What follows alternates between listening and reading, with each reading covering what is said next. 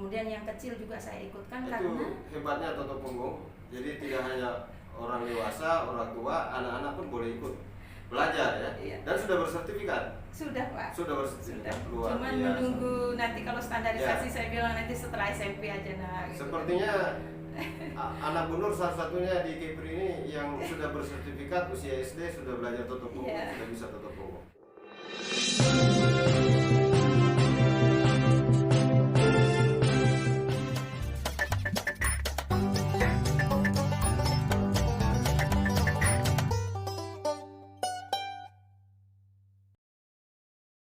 Kembali hadir menemani Anda cakap sehat di Arehan Podcast. Assalamualaikum warahmatullahi wabarakatuh. Sahabat Topung dimanapun berada, saya akan bincang-bincang tentang kesehatan, tentang Toto Punggung, tentang pelatihan. Hari ini adalah hari yang spesial karena saya kedatangan seorang terapis akhwat yang luar biasa. Beliau juga seorang ketua bidang diklat yang membidangi pelatihan-pelatihan di Kota Batam dan di Kepri pada umumnya. Beliau adalah Ibu Nur Laila. Ya, Bu Nur Laila, Assalamualaikum. Waalaikumsalam. Bagaimana kabarnya Bu Nur Laila? Alhamdulillah baik. Kabar keluarga? Alhamdulillah sehat semua. Alhamdulillah sehat semua, anak juga sehat. Alhamdulillah. Alhamdulillah. Sebelum kita bincang tentang program diklat nih, agar supaya kawan-kawan juga bisa mengetahui apa sih program ke depan, karena saya dengar ada beberapa agenda dari diklat ini untuk pelatihan-pelatihan ke depannya di Kepri. Nah, ini menarik untuk kita diskusikan. Sebelum itu kita pengen kenal-kenal dulu sama Bu Nur. Walaupun saya secara pribadi sudah kenal lama dengan Bu Nur, sama-sama membesarkan, merintis Toto Punggung di Batam ini. Salah satunya juga adalah Bu Nur. Cuman melalui kesempatan ini kita pengen lebih kenal Ibu Nur. Ibu Nur, nama aslinya Nur Laila. Nur Laila. Iya, Nur Laila. SPD, MPD, MSI Pak. MSI, Iya. MSI ya. SPD di Malang tahun 90. Terus MSI-nya kita ambil di Universitas Airlangga. Oh, di Erlangga. Iya. MSI-nya. Ya, jurusan apa? Pengembangan sumber daya manusia. Berarti aslinya Bu Nur di Surabaya atau? Asli saya dari Jawa Timur, dari Pulau Madura. Dari Madura. Iya, jadi ke Batam ikut suami Pak. Iya. Batam ikut suami. Tahun berapa? Tahun 2010 saya ke Batam. 2010. Iya, 2010. 2010 itu mengajar ya? Saya hanya ikut suami memang bekerja di sini, dan memang saya sejak menikah ikut suami, jadi suami bertugas di mana saya ikut. Jadi dulu ada. Jadi suka berpindah-pindah Ya, juga gitu ya. Ya. Tetapi pengetahuan saya aktivitas Bu Nur sehari-hari mengajar. Ya. Jadi kalau pindah-pindah itu juga di mana tinggal di situ mengajar. Untuk mengajar yang tetap Pak dimulai dari tahun 2020. Kebetulan memang suami tidak pindah-pindah lagi sejak di Batam 2010 sudah stay di sini. Jadi kami merasa di Pulau Batam ini kehidupannya itu ya agak menantang gitu ya. Jadi kita sesama perantauan ini ya, kita semua perantauan. Jadi untuk orang merantau itu, dan memang ciri orang Madura yang pertama itu memang merantau kan. Jadi memang sudah terbiasa dengan seperti tantangan hidup dan lain sebagainya. Dan Kepulauan Riau ini kan kepulauannya Pak ya, terdiri dari beberapa pulau-pulau, dan ini kalau dilihat dari segi basic saya, kebetulan saya ditempatkan atau diamanahkan di bidang diklat, itu memang agak nyambung kali gitu dengan latar belakang. Dulu saya pernah mendapat ilmu pengembangan sumber daya manusia yang alhamdulillah kita bisa tuangkan di dalam beberapa program ini, yang kemudian klop dengan misi dan visi dari Yayasan Toto Punggung Indonesia di Jakarta. Ya, bicara Toto Punggung, Bu Nur. Ya. Kita perlu tahu nih, awal mula Bu Nur kenal Toto Punggung itu dari mana? Ini agak ceritanya saya pikir sama ya Pak ya dengan kawan-kawan. Jadi semua itu berasal dari pasien. Waktu itu saya sudah sebelum ikut Totok Punggung ini sudah beberapa kali berobat. Namun mungkin Allah memang jadikan kesembuhannya itu di Totok Punggung dengan izin Allah. Waktu itu saya tahun 96 saya lumpuh Pak. Oh sempat lumpuh? Iya lumpuh. Itu lumpuhnya stroke? Lumpuhnya tiba-tiba. Mungkin kalau di ilmu sekarang itu HNP ya, saraf kejepit, tapi penanganannya salah Pak. Jadi waktu itu saya sampai 3 bulan itu saya di tempat tidur. Waktu itu tahun 1996 dan orang tua. Artinya pernah mengalami sakit kelumpuhan? Iya lumpuh Pak, lumpuh total. Jadi saya tidak bisa bergerak. Ya. Jadi untuk sholat itu saya hanya dengan isyarat mata. Nah, kemudian alhamdulillah sembuh setelah dengan berbagai terapi entah dari mana itu Allah menginginkan seperti itu. Kemudian tapi setiap tahun itu selalu datang. Kambuh. Jadi kalau sudah musim dingin Pak itu saya sudah nggak bisa bergerak itu di pinggang. Ya, apalagi kita pernah ada di luar Indonesia yang cuacanya itu agak berbeda ya. Jadi kalau sudah musim pernah tinggal di luar negeri juga? Iya, ikut suami gitu kan. Jadi waktu itu di Thailand pernah sangat dingin sekali dan subhanallah saya sampai nggak bisa bergerak itu yang tulang sebelah kiri. Cuman Allah masih memberikan ya kesehatan gitu. Cuman selalu berulang ya Pak ya kalau sudah musim angin apa itu mungkin kata orang tuh encok ya, tapi bukan encok itu.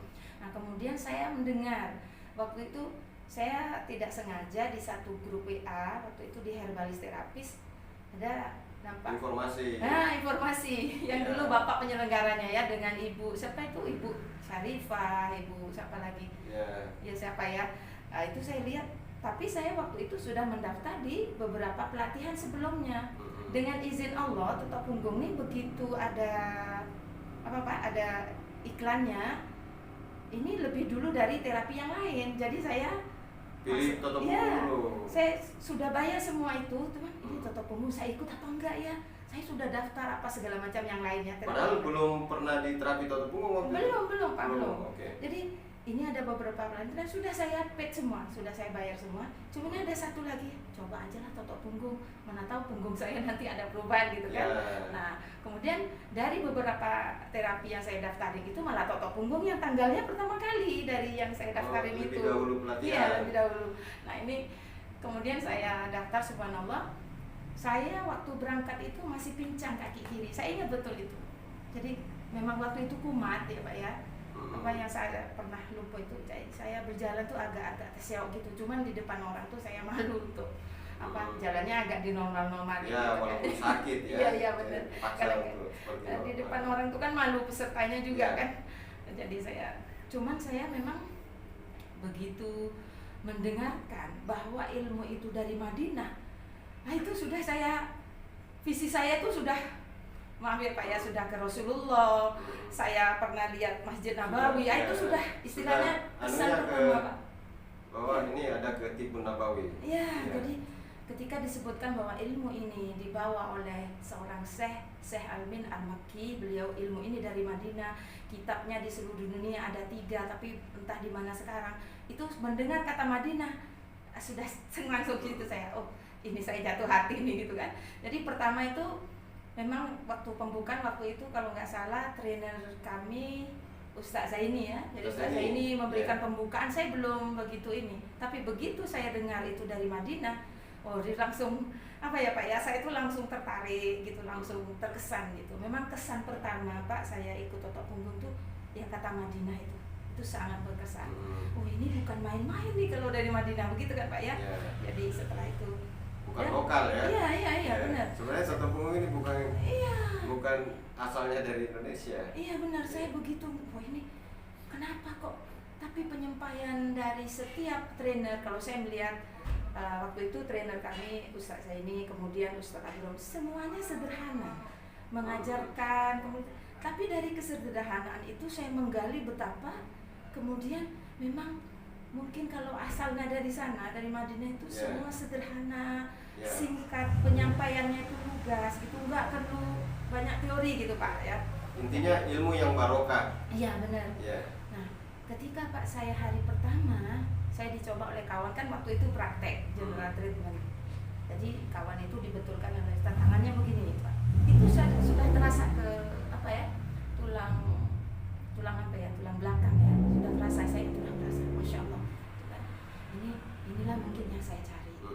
Saya sudah bergembira, saya seperti menemukan sesuatu yang selama ini saya cari. Kenapa? Sejak dari saya lumpuh tahun 96, orang tua tuh maaf cakap, beliau berdua ini, orang tua kami ini saking ingin anaknya sembuh tuh dicarikan sampai yang non syar'i juga. Setelah lama saya tahu ini medis non medis sampai subhanallah. Jadi alhamdulillah saya berpikir inilah mungkin doa orang tua yang selalu dipanjatkan tuh menjadikan kesembuhan saya, dan alhamdulillah. Nah, yang menarik Pak, hari kedua itu saya sudah latihan dengan kawan-kawan itu saya merasa sudah berubah gitu kan. Oh, bahwa saya ini nanti ada titik kesembuhan dan sebagainya. Ada harapan lah setelah belajar Toto itu. Iya Pak. Sudah ada harapan. Karena saya begitu apa ya Pak ya, selama bertahun-tahun saya memang tersiksa dengan yang bekas itu. Iya. Nah, setelah belajar kemudian mempraktekkan dulu atau langsung saya mempraktekkan Pak. Langsung mempraktekkan. Praktek kepada anak. Inilah anak. Kenangan yang saya tidak bisa lupa. Subhanallah. Jadi, anak usia berapa? Anak usia waktu itu Sofia umur dia kelas 4 ya. Sofia kelas 4 SD.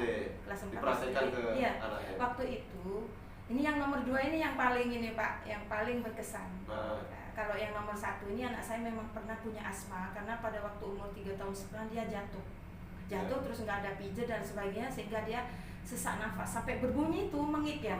Nah, kemudian dan saya ikut Toto Punggung itu juga ingin mencari pengobatan untuk anak saya, soalnya kan menarik sekali di situ menjadi dokter di rumah sendiri. Nah, ini kan kalau ibu-ibu macam saya ini kan kadang suami tidak di rumah, apa yang harus dilakukan pertama kali itu yang paling vital Pak, untuk seorang ibu ya. Karena dulunya saya jam 2 malam harus ke UGD dan sebagainya. Kalau yang sulung ini kumat Pak asmanya, saya memang ke UGD, ke awal bros kemana, saya sudah jadi jam 2 malam di UGD itu saya sudah biasa karena anak saya punya riwayat sakit. Iya.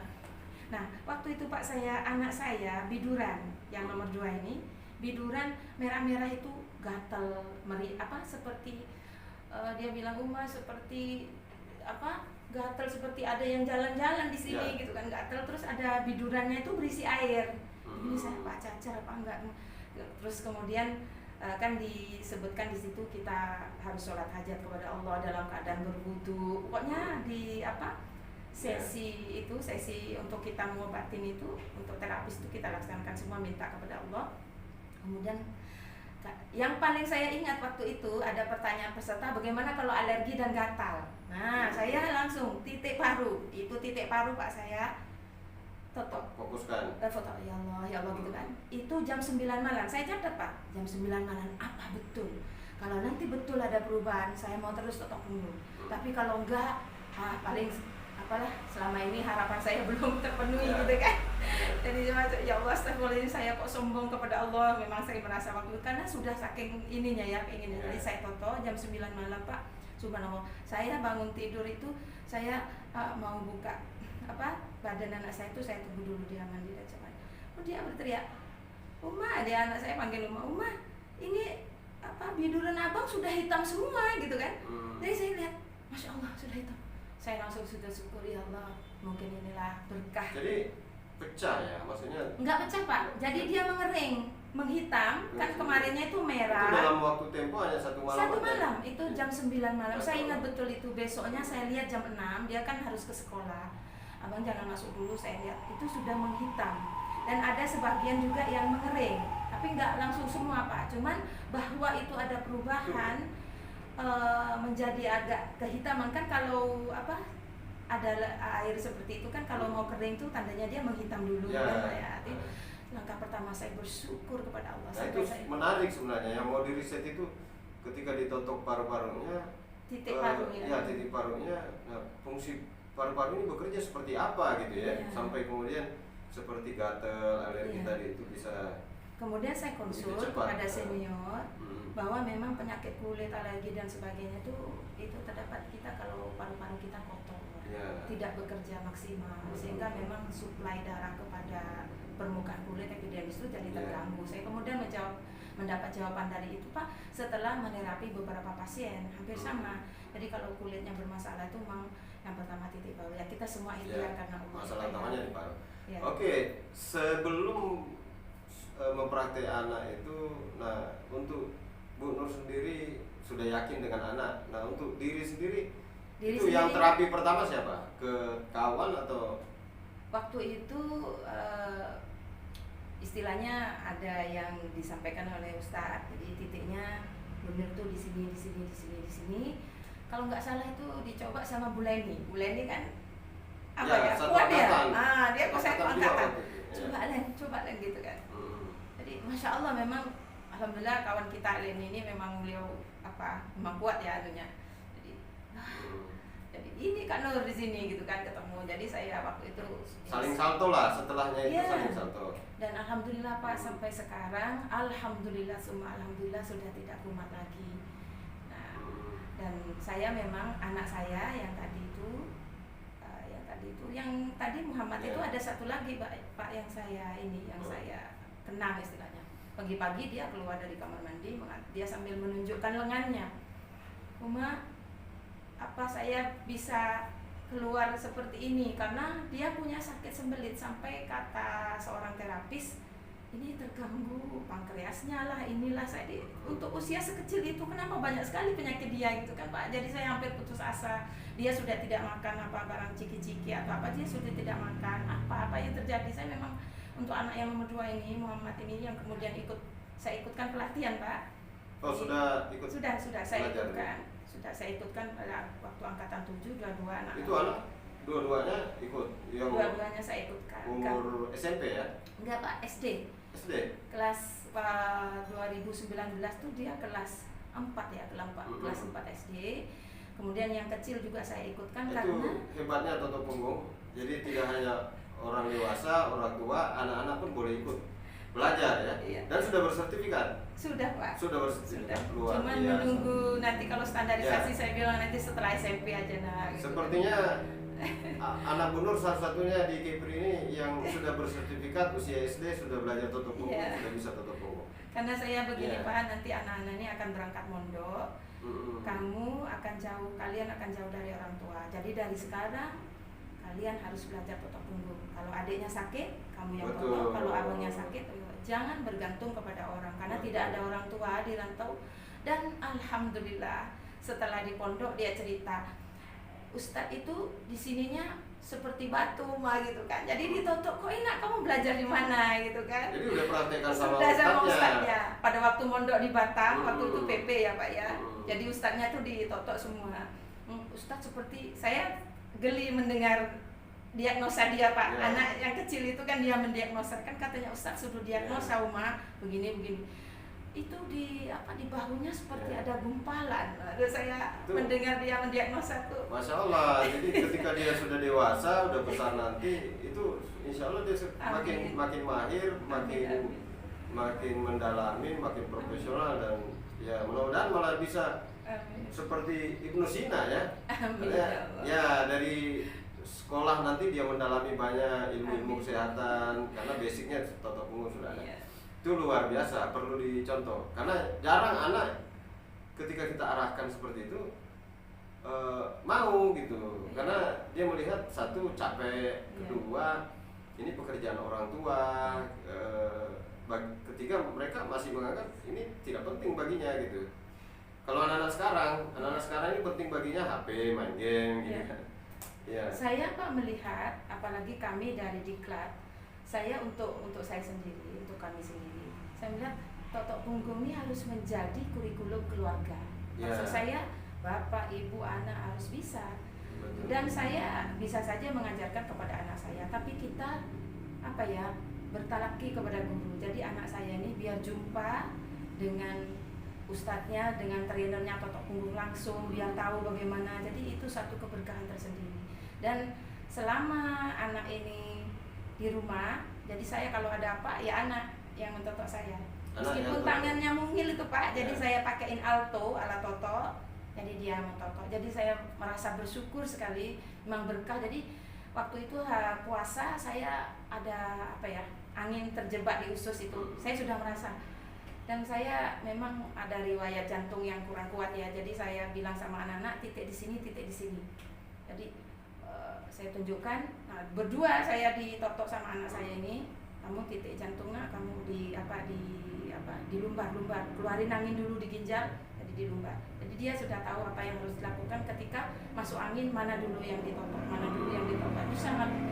Ya itu manfaatnya ya, kalau Allah. anak bisa diajari toto, Iya. ketika orang tua sakit, Iya. dia bisa berkhidmat pada orang tuanya, Iya, itu luar biasa. Iya. Oke, Ibu Nur sebagai ketua diklat nih untuk pelatihan toto punggung di Kepri. Nah, program ke depan seperti apa nih untuk Batam, Iya. misalkan atau Kepri secara umum? Iya. Kebetulan kita di PW apa ya, di kepengurusan Komunitas Toto Punggung Indonesia Pengurus Wilayah Kepri. Jadi Kepri membawahi beberapa daerah seperti Tanjung Pinang, Batam, Bintan, dan daerah-daerah lain mungkin. Insya Allah dalam waktu dekat kita akan apa ya, daerahnya kita akan aktifkan. Jadi kalau di dalam Toto Punggung KTP ini kita mengikut program dari pusat, karena sudah ada dari pusat, dari pimpinan pusat Komunitas Toto Punggung Indonesia. Jadi pelatihan itu ada sudah jadwal dari mereka, dari pusat, jadi kita mengikuti. Namun mungkin ada pergeseran pelaksanaan bulan atau tanggalnya disesuaikan dengan kondisi daerah. Apalagi seperti sekarang ini ada beberapa jadwal tahun ini yang memang sempat kami pending. Jadi nanti setelah keadaan itu sudah betul-betul kondusif, jadi kita bisa laksanakan seperti semula. Kalau untuk Kepri sendiri Pak, kami dulu semasa kepemimpinan Bapak ya, dulu kan kita mengadakan 4 kali atau 3 kali dalam setahun ya, bulan Maret, bulan April, Agustus, dan bulan akhir ya, Desember, bisa November dan sebagainya. Dan itu tentatif disesuaikan dengan sikon. Nah, untuk tahun ini baru yang terlaksana kemarin yaitu bulan Agustus ya, bulan 8 bulan Agustus. Sebenarnya itu jadwal tahun lalu itu Pak, jadwal tahun lalu untuk pelatihan ya, karena COVID, sehingga bisa baru dilaksanakan sekarang. Nah, untuk tahun ini insya Allah kami akan mengadakan standarisasi sendiri Pak. Jadwal dari pusat itu April, Agustus, November. Kemudian Desember itu biasanya ada TFT ya, training for training. Standarisasi ada standarisasi. Ya, untuk standarisasi ini sebelum nanti para peserta itu betul-betul pada hari H mengikuti standarisasi, kita adakan persiapan. Salah satunya itu prastandarisasi. Apa maksudnya? Karena nanti peserta supaya menjadi lebih siap, lebih apa ya? Ya dia lebih aware bagaimana nanti di standarisasi. Jadi kita perlu adakan persiapan. Nanti di prastandarisasi itu kita ulang semua. Awal kita mantapkan lagi cara mentotoknya, teorinya, kemudian bagaimana di dalam wawancara nanti kiprah dia ya kiprah visi dan misinya itu bagaimana, para peserta itu apa sudah betul-betul dia menguasai. Atau ya terutama. Saya potong dulu ya. Mungkin kawan-kawan juga yang lain yang sudah belajar toto masih banyak belum memahami standarisasi itu apa, kelas standarisasi itu apa, dan manfaat dan tujuannya untuk apa bagi calon peserta itu sendiri. Mungkin Bu Nur bisa menjelaskan. Setiap terapi, setiap satu kurikulum pelajaran atau kalau terapi itu standarisasi kalau di sekolah kita ada ujian dan sebagainya. Jadi standarisasi ini dimaksudkan untuk menguji sejauh mana topuris, kalau topuris terapis untuk topung itu namanya topuris, itu menguasai materi dan praktek. Terus di dalam praktek, di dalam dia menangani pasien, apa saja pengalaman yang sudah dia dapat nanti diungkapkan di dalam wawancara. Dan ini standarisasi ini adalah satu step, satu tahap untuk menuju pendidikan selanjutnya. Jadi standarisasi ini diperlukan bila yang bersangkutan anggota ini ingin mengikuti jenjang yang lebih tinggi, tingkat H1, tingkat trainer ya. Ada setelah standarisasi itu ada training for trainer yang salah satu persyaratannya itu Pak sudah harus standarisasi. Sudah dan dapat mengikuti sertifikat. ujian, sudah lulus ya. Okay. Sudah lulus. Nah, syarat untuk mengikuti standarisasi apa aja? Syaratnya itu yang pertama punya KTA, kartu tanda anggota. Jadi KTA ya. Dan KTA di totok punggung itu spesial ya, karena ada barcode kita, ada data kita. Jadi kalau di tersentral ya. Ya, tersentral ke Jakarta. Jadi tidak bisa orang lain menggunakan. Jadi hanya yang bersangkutan. Dan satu kali seumur hidup kemarin pada waktu pelatihan ada yang tanya, Bu itu nanti bikinnya berapa tahun lagi bikin? Gak usah. Jadi satu kali jadi anggota ya udah itu seumur hidup. Dia bilang. Kemudian yang kedua syaratnya itu sertifikat sudah lengkap ya, yang sertifikat dasar dan sertifikat pendalaman. Sudah punya dasar pendalaman. Dan pendalaman. Jadi kalau dasar saja belum bisa, karena memang yang pokok materi dari totok punggung ini, yang hari kedua itu yang pendalaman itu yang sangat-sangat krusial dan memang harus dipenuhi oleh peserta. Jadi dasar pendalaman, ya, baru boleh ikut standarisasi. Ya. Kemudian yang ketiga, inilah kalau di Batam di Kepri ini kita ada yang agak spesial. Jadi spesial maksudnya karena prinsip dari kerja PW Kepri ini local wisdom. Local wisdom artinya menuju kearifan lokal. Bagaimana di Kepri ini terdiri dari beberapa pulau, sehingga salah satu syaratnya itu Pak, peserta harus sudah pernah baksos di dalam Batam 4 kali dan 1 di pulau. Kenapa? Mungkin bisa ditanyakan kenapa kok pakai baksos di pulau? Karena untuk mengasah kepekaan sosial kita. Kita sebagai terapis ini bukan hanya istilahnya di tempat yang mudah dijangkau, yang enak, jadi kita bisa merasakan. Ada pengorbanan, iya benar. Ya, pengorbanan waktu, pengorbanan harta mungkin. Iya, dan arahnya karena totok punggung ini arahnya juga kepada dakwah. Ya. Dakwah kepada syiar. Itu salah satu tujuannya kenapa harus ke pulau ya. Dan ini klop kemudian dengan usaha kawan-kawan atau saudara kita yang lain yang dakwahnya mungkin dakwahnya dengan cara lain, jadi klop. Jadi kita dari totok punggung tuh ada dakwah juga, merangkul saudara-saudara kita yang di pulau. Malah yang belum tercover ini Pak, karena kondisi COVID ini, kami sebenarnya PW ya Pak ya, terutama dari wilayah ingin melatih, ingin berikan pelatihan kepada orang-orang di pulau ini sehingga menjadi wakil totok punggung di pulau-pulau itu, sehingga kalau ada yang dalam masalah kesehatan, jadi mereka bisa membantu. Benar. Ada perwakilan totok di. Ya, selama ini orang kalau sakit obat kimia. Kami tidak menjelekkan obat kimia dalam arti memang kimia itu diperlukan, obat kimia mungkin dalam operasi dan sebagainya. Cuman kalau untuk sekedar penyakit, sakit perut, sakit apa, kemudian penyakit-penyakit yang bisa ditangani dalam totok punggung, mengapa tidak? Itu kan untuk menghindari efek yang dalam jangka panjang dari obat-obat tersebut, gitu kan. Nah, jadi baksos. Nah, karena kondisi COVID ini Pak, jadi kita adakan kebijakan lain. Jadi baksosnya sementara di dalam Batam. Dan ada pernah pertanyaan dari pusat atau dari PW yang lain, kenapa Batam Kepri mengadakan baksos ke pulau? Ya seperti tadi itu, prinsip kerja kita itu lebih bersifat kepada kearifan lokal.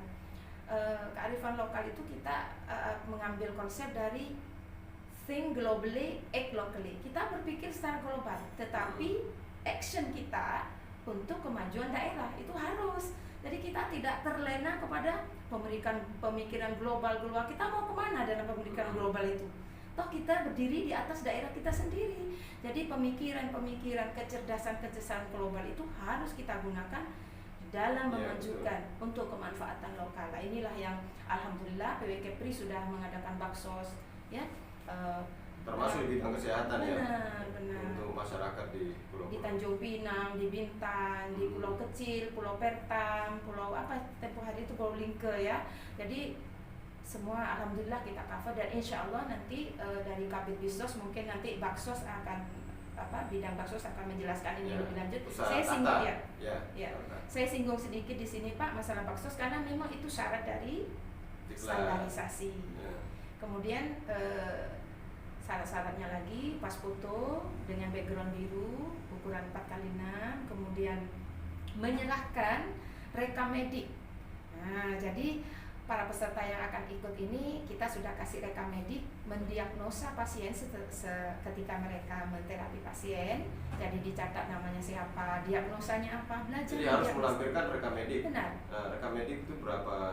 50 Pak. 50. Dan kita tidak memberatkan peserta Pak karena rekam medik itu kan ketika pasien itu diterapi, didiagnosa penyakitnya apa, sarannya apa gitu kan, terus titik mana yang diterapi gitu kan, trigger pointnya, titik yang sakit gitu kan, itu aja. Jadi untuk peserta yang akan ikut standarisasi nggak usah terlalu memandang ini sebagai aduh saya kok berat ini gimana nih. Nah kalau peserta mengadakan JT mungkin setelah sholat di masjid ada bapak-bapak atau bapak marbot atau jemaah di JT langsung aja tulis nggak apa-apa. Minta data tanda tangan sudah. Benar. Ya artinya sudah menterapi tubuh orang lain. Jangka waktunya apa lama? Harus setengah jam kan tidak usah. Meskipun 5 menit, 10 menit. 10 menit boleh. 10 menit siapa namanya? Nah kan 10 menit kan sudah terasa ya Pak, sudah teraba mana penyakitnya yang ingin. Nanti dikasih saran untuk lebih lanjut pengobatannya diarahkan ke rumah sehat atau bisa ditangani secara personal, lebih personal lagi, diarahkan ke seperti ini, diarahkan. Alhamdulillah kita semua bersyukur sudah ada rumah sehat seperti di Tiban ini yang juga merupakan kantor sekretariat PW Kepri, juga ada di saudara kita Ustadz Jihad di Al-Aqsa, di situ ada rumah sehat. Jadi kalau memang tidak bisa ditangani langsung saat itu bisa direkomendasikan ke rumah sehat Toto Punggung. Nah untuk prastandarisasi sendiri pihak Diklat itu mengagendakan kapan? Insya Allah Pak di akhir tahun ini kan pelatihan standarisasi, maksud saya ujian standarisasinya. Jadi pranya itu bisa dilakukan 2 atau 3 minggu sebelumnya. Kenapa dikasih jangka waktu seperti itu? Karena nanti pada waktu prastandarisasi kita melihat kemampuan peserta sudah sampai di mana mereka dalam menangani pasien dan sebagainya, teorinya, sehingga di dalam waktu yang waktu cukup ya kalau 2 sampai 3 minggu itu kita kasih waktu mereka untuk memperbaiki lagi, mengayakan diri lagi ya dari teori dan prakteknya itu, kemudian belajar dari diagnosa itu sehingga nanti pada waktu ujian standarisasi dan yang menguji dari pusat. Kalau standarisasi yang menguji pusat. Iya, dari untuk pusat. Prastandarisasi. Untuk prastandarisasi itu pusat menyerahkan kepada trainer nasional yang ada di wilayah. Jadi untuk di Kepri alhamdulillah sudah ada 6 trainer. Nah, itu nanti yang akan berkiprah dalam mengurusi prastandarisasi. Oke, setelah prastandarisasi kemudian ikut di ujian standarisasi ya. Itu kelas lanjutannya apa? Kelas lanjutannya bila peserta ingin melanjutkan itu ada training for trainer. Jadi bagaimana Topurus itu dididik untuk bisa menjadi trainer, memberikan pelatihan, melatih dan lain sebagainya, sehingga syiar Topung ini lebih lebih pesat ya. Karena di Kepri sendiri baru 5. Iya, baru 5. 5 ya? Iya. 6 orang. 6 orang. Dan memang sebenarnya kemarin di Kepri itu Pak banyak sekali jadwal pelatihan, namun terkendala prokes ya, protokol kesehatan tidak boleh mengadakan pertemuan, kemudian agak susah juga kalau untuk Totok Punggung kan hari pertama teori, hari kedua pendalaman, sehingga ya memang kita nggak bisa kalau umpamanya ada prokes seperti ini jadi agak terhalang. Jadi kita undurkan mungkin di tahun 2022 nanti insya Allah mudah-mudahan keadaan sudah sangat kondusif sehingga bisa dilaksanakan jadwal pelatihan seperti sebelumnya. Kemudian setelah TFT itu ada advance level itu tingkat lanjut. Itu yang mengadakan pusat. Pusat. Jadi untuk TFT ini yang mengadakan pusat, begitu juga dengan advance level, jadi tingkat lanjut. Saya dengar untuk trainer, kelas trainer juga akan mau diadakan di Batam. Iya, memang kabarnya seperti itu, dan memang kami dari pusat, dari Pusdiklat pusat, kami sudah diberi semacam jadwal, namun karena keadaan seperti ini sifatnya masih tentatif, bisa berubah. Jadi kemudian PW. Tapi artinya kawan-kawan yang mau jadi trainer di Kepri ini ada peluang ya sebenarnya. Ada peluang, ada jadwal pusat sudah berikan. Sudah. Nah, kalau bagi kawan-kawan yang ingin ikut trainer tadi bisa diulang syaratnya apa aja? Oh, syaratnya dia sudah lulus standarisasi, kemudian sama, saya pikir itu aja. KTA dengan standarisasi, dengan ijazah standarisasi. Karena secara otomatis dasar pendalaman sudah ya, karena sudah tercover di syarat standarisasi apa ya, KTA dan sebagainya. Sepertinya itu aja syaratnya, dan memang itu syaratnya. Untuk yang seperti tadi saya lanjutkan ya Pak ya. Nanti bertanya-tanya kawan-kawan ini katanya ada TFT di Kepri. Memang ada jadwal dari pusat. Cuman untuk waktu yang sedekat ini, kita sekarang sudah September dan itu bulan pelaksananya Desember. Jadi kurun waktu 2 bulan ini untuk keadaan yang seperti ini masih belum betul-betul betul-betul kondusif. Jadi kami putuskan untuk ke tahun depan. Diundurkan. Diundurkan. Yeah. Dan juga memberi kesiapan kepada kawan-kawan yang sudah standarisasi. Jadi karena TFT ini waktunya 3 hari Pak, dengan biayanya yang lebih dari standarisasi. Biasanya biaya untuk jadi trainer? Ya antara, kalau untuk Kepri nanti memang secara nominal berapa belum ditentukan, tetapi ya antara mungkin sekitar 2,8 sampai 3. Saya belum bisa itu yang dulu-dulu ya. Iya, yang dulu belum bisa menyebutkan secara eksplisit karena nanti tim akan digodok dulu, jadi nanti kita survei tempat dan berapa orang yang akan diundang, dan kalau dari pusat kan sekitar 4-5 orang, mungkin sampai 6 orang Pak yang akan diundang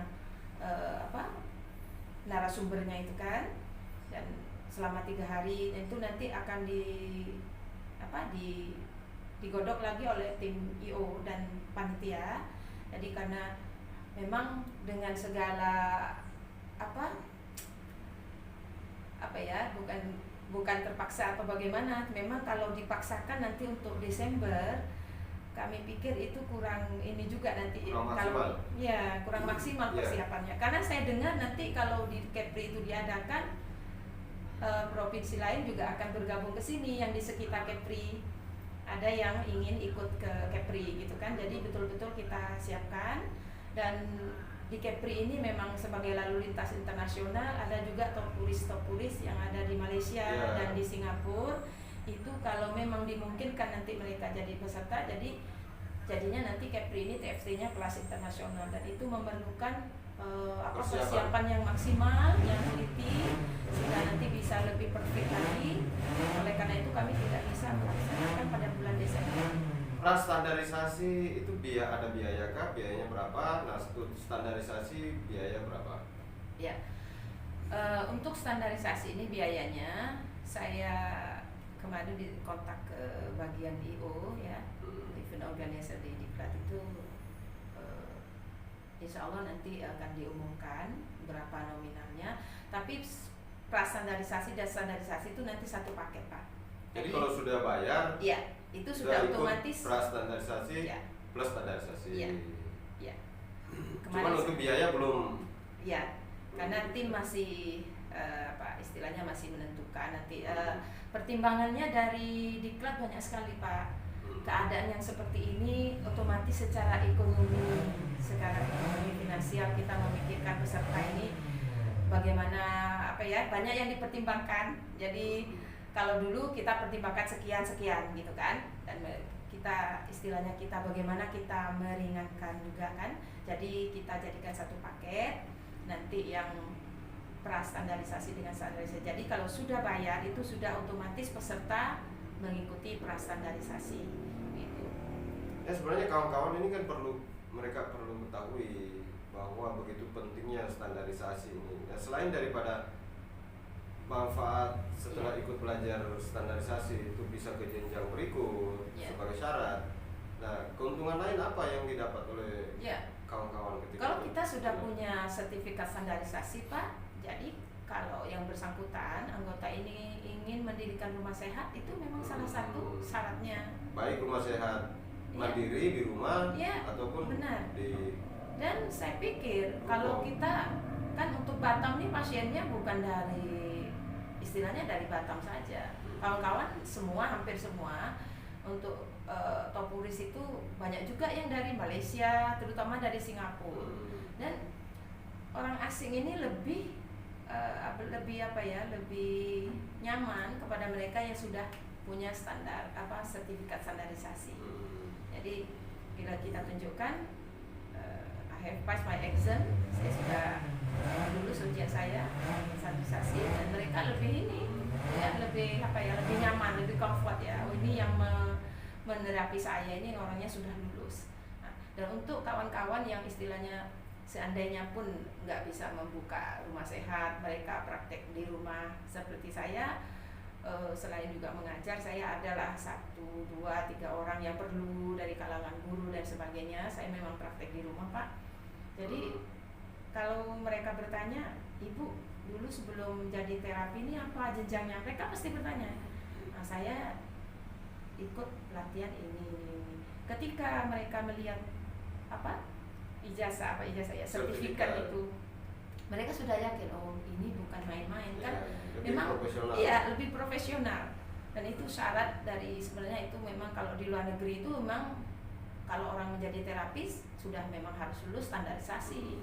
Dan standarisasi ini seakan menjadi tiket bagi para Topuris itu untuk ke langkah jenjang selanjutnya, kemudian di dalam kenyamanan pasien di terapi, kemudian juga ingin mendirikan rumah sehat dan lain sebagainya. Saya dengar dulu ada pengiriman, ada sempat TKW, jangankan punya sertifikat standarisasi, dia punya, jadi di pelatihan 10 itu Pak ada seorang TKW, dia ikut pelatihan di situ. Saya lupa ya, waktu pandemi ini di pelatihan 10 itu di Marselia itu TKI ya, dia memang kerjaannya itu menterapi. Itu ketika melihat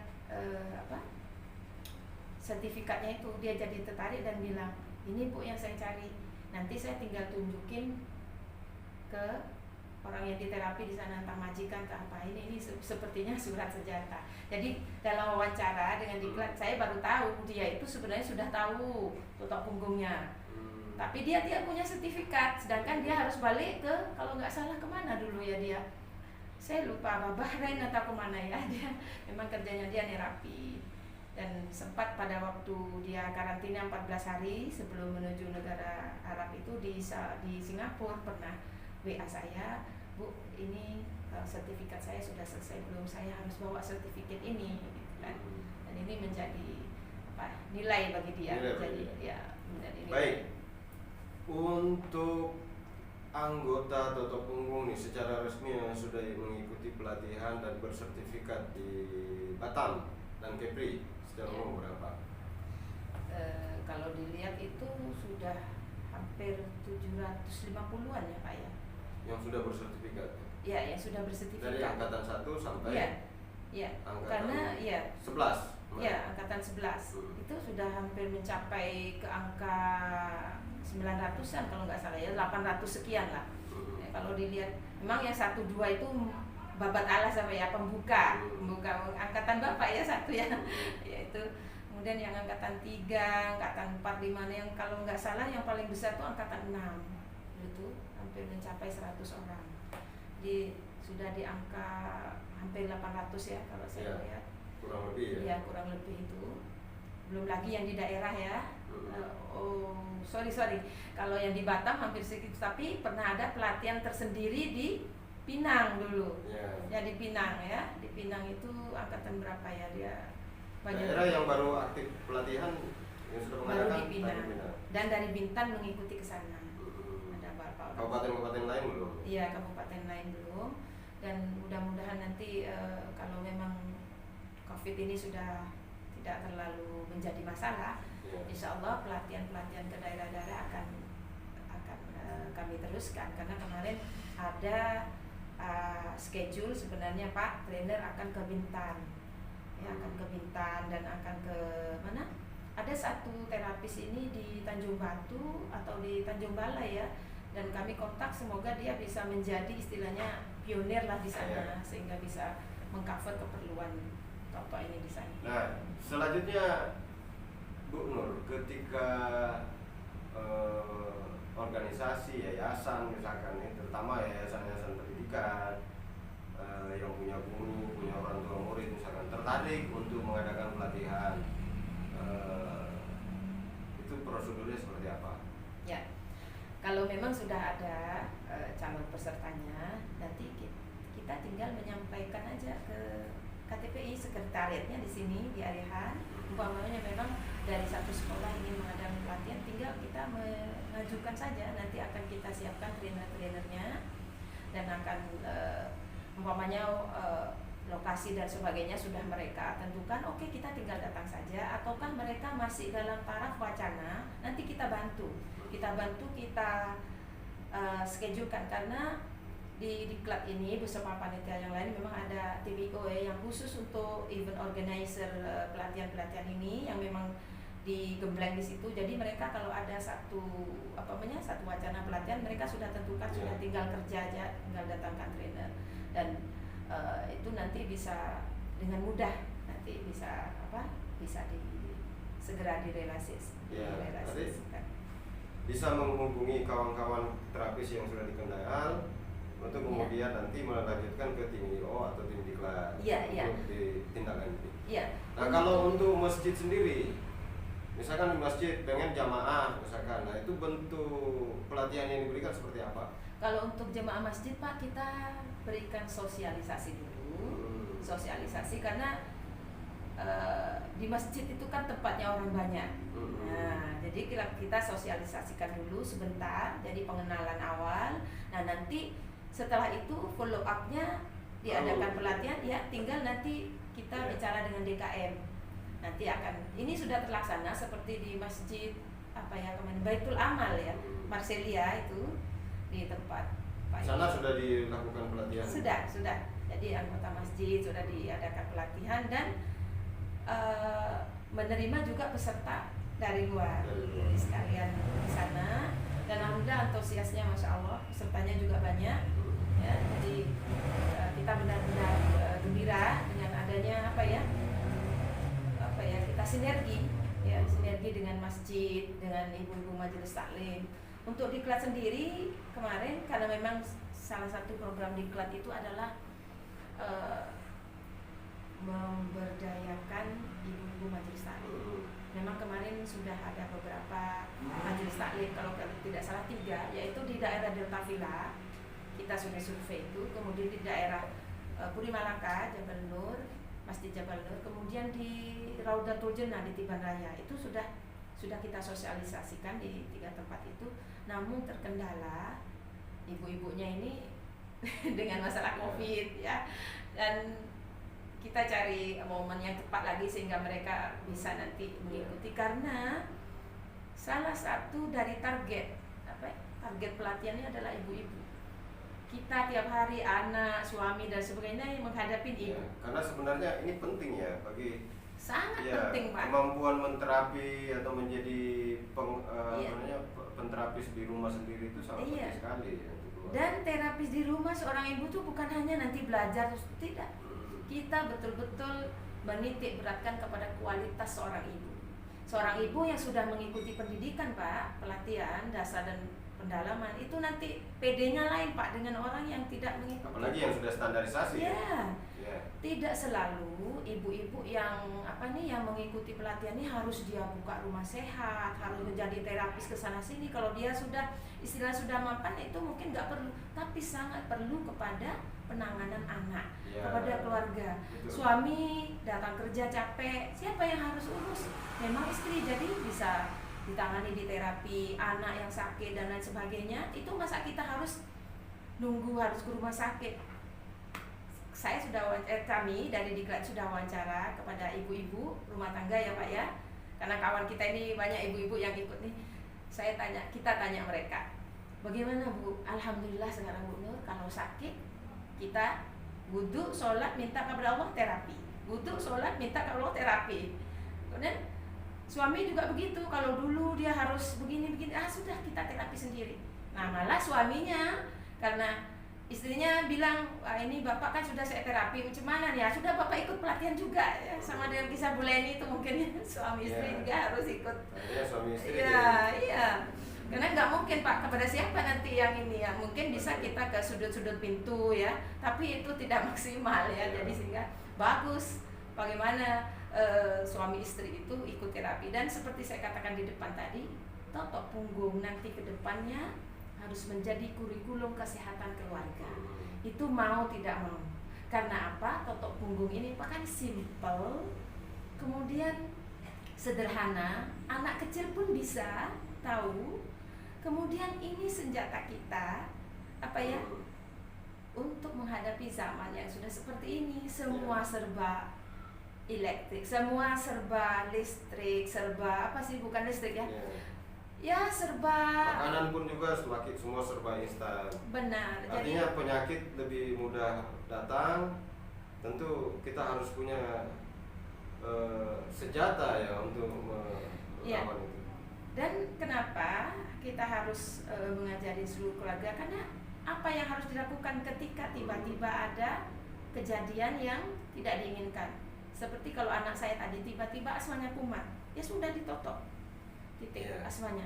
Apa yang dilakukan kalau tiba-tiba ada angin kejebak di perut? Ini yang sering terjadi nih dari kamar mandi.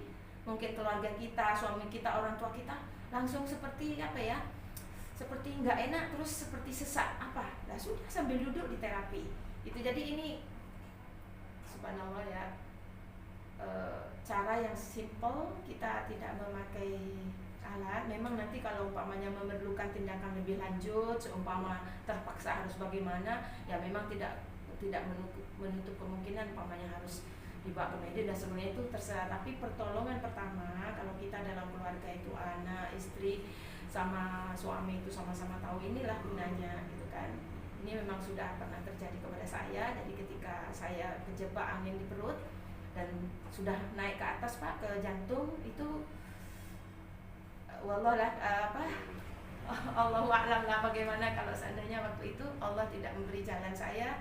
Jadi itulah hikmahnya anak sudah diajarkan. Ya, anak sementara keluarga lagi suami lagi tidak ada, suami lagi tidak ada di rumah. Yang ada hanya anak. Iya, anak-anak dua. Jadi berdua saya ditangani, titik ini nak, titik ini nak, titik ini, langsung titik ini. Terus mereka sambil nangis dengan tangannya kecil, mereka merasa nggak mampu. Tapi alhamdulillah ketika itu sudah keluar sendawa, sudah keluar angin dan kita berangsur-angsurnya, itu sungguh nikmat yang luar biasa Pak. Maka kedepannya kita memang ingin bagaimana totok punggung ini menjadi kurikulum kesehatan keluarga. Sangat penting sekali. Dan penting. itu akan diagendakan Insya Allah Pak. oleh Diklat. Diagendakan ya. Baik, Ibu Nur sebagai trainer di Kepri, trainer nasional KTP Kepri, apalagi sebagai trainer wanita satu-satunya masih di KTP Kepri dari 6 orang kawan-kawan ini.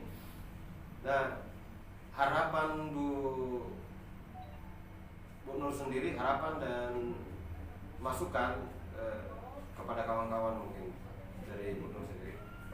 Harapan kami karena ini ilmu dari Madinah, jelas kita harus lestarikan dengan cara kita terus-menerus memberikan pendidikan totok punggung. Ini jelas. Terus yang kedua, harapan kita kepada para turis untuk selalu mengasah ilmunya. Kita sering datang ke senior dan lain sebagainya karena ilmu pengobatan itu berkembang Pak. Mungkin pada satu kasus ini seperti ini terjadi sendiri kepada kita. Jadi kalau titik demam itu di titik paru ya.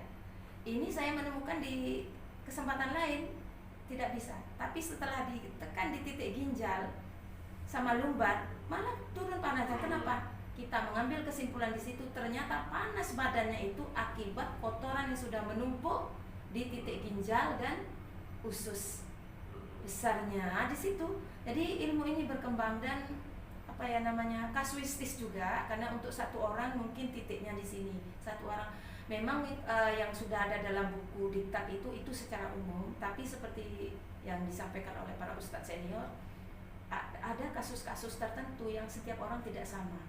Anatomi tubuh orang tidak sama. Oleh karena itu harapan kita ke depan selalu yang sudah belajar dasar pendalaman, bahkan yang sudah standarisasi, bahkan seperti kita yang sudah trainer, itu harus selalu mengasah.